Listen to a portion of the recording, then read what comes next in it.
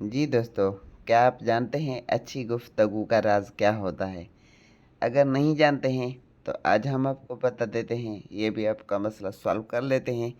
असल में अच्छी गुफ्तगू का राज ये नहीं है कि बोलना, ठीक है? सिर्फ बोले जाओ, नहीं, सुनना, ठीक है? सही मायना में अगर आपको बताया जाए कि अच्छी गुफ्तगू का राज क्या है, सुनना, ठीक है? वो इसी वजह से कि आप फ़र्ज़ करें काफ़ी दफ़ा आपकी ज़िंदगी में भी ऐसे मसले मसाइल हुए होंगे और हमारी ज़िंदगी में भी हो चुके हैं, कई हो चुके हैं, क्योंकि मुझे खुद भी नहीं पता बोलने का, गुफ्तगू का राज मुझे भी सही पता नहीं है।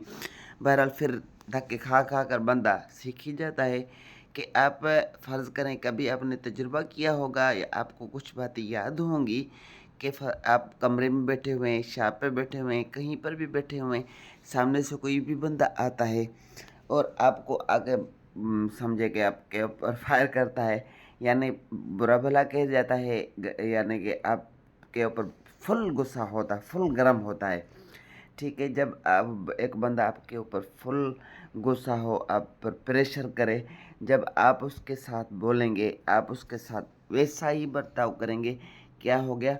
जलती के ऊपर तेल छिड़कना, ठीक है?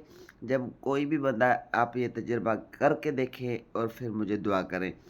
अगर कोई बंदा गुस्से में आता है, आपको आकर कुछ भी कहता है, कुछ भी कहता है, आप उसको बोलने दें 2 minute, 5 minute, 10 minute, 15 minute, 20 minute बोल के थकेगा, आप खामोश रहें, वो क्या करेगा?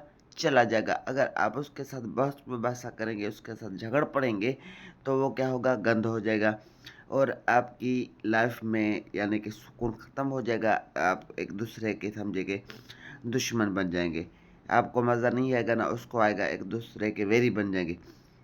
अगर आपने उसको बोलने दिया, बोल बोल के जब थका, वही इंसान अगर उसमें कोई बात होगी अच्छाई वाली या उसको कोई शर्मिंदगी महसूस होगी, वही बंदा आधे घंटे घंटे में आकर आपको सॉरी बोलेगा, कहेगा का सॉरी यार, ये मुझसे गलती हुई, और आपने आगे से पलट कर कोई जवाब नहीं दिया।